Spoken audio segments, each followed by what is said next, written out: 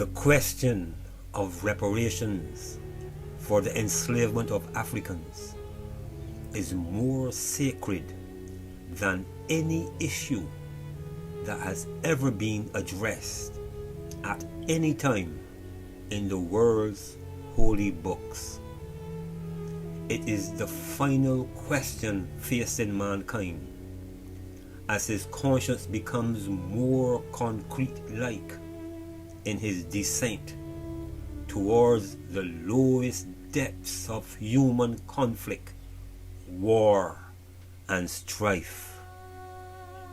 Shall we continue to validate the path of immorality by refusing to address the issue of reparations for African enslavement? Shall we continue building upon those same foundations of immorality that have led the nations of the world towards an artificial peace that depends on the stockpiling of nuclear weapons? For too many centuries, world affairs have been conducted on the basis that profit for a few is more important than the lives of the many. Out of this non-ethical worldview sprang the transatlantic slave trade, chattel slavery, and colonialism. However, this non-ethical worldview has also acted as a strong tide, dragging the nations down to the murky depths of dog-eat-dog survival that have made it necessary for man to arm himself with the instruments of his own destruction.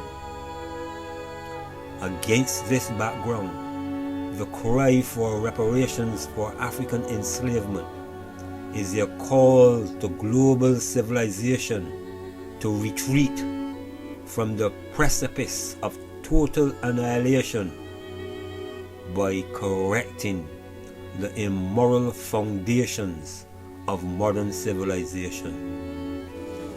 Shall we condone the inhumanity that characterizes the building of today's powerful nations? Shall we condone those actions of the past centuries where those that were better armed used their military might to go all over the world, robbing, looting, displacing, and enslaving those that were lesser armed?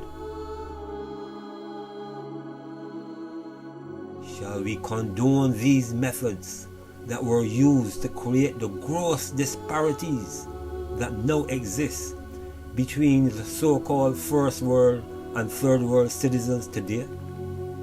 This call to reparations is therefore a challenge to see the logic that if we do not condone barbarity, we must necessarily make an effort to correct the effects that follow centuries of barbaric enslavement and the pillage of nations. It is an invitation to global healing in order to avert global damnation and destruction.